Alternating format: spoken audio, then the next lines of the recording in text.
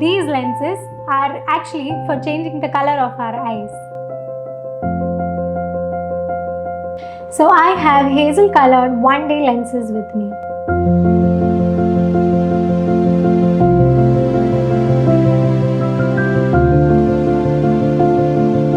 Hello everyone, today's episode we are going to talk about lenses.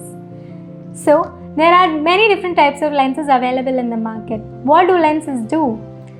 These lenses are actually for changing the color of our eyes.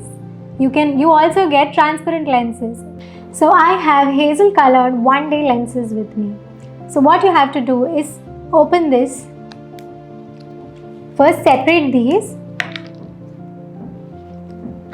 and open it. Next,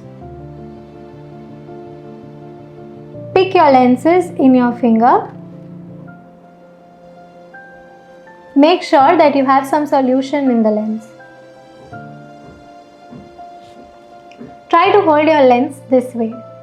Next, you have to pull your eyes a little, look up and apply it in the center. Now slowly look towards your lens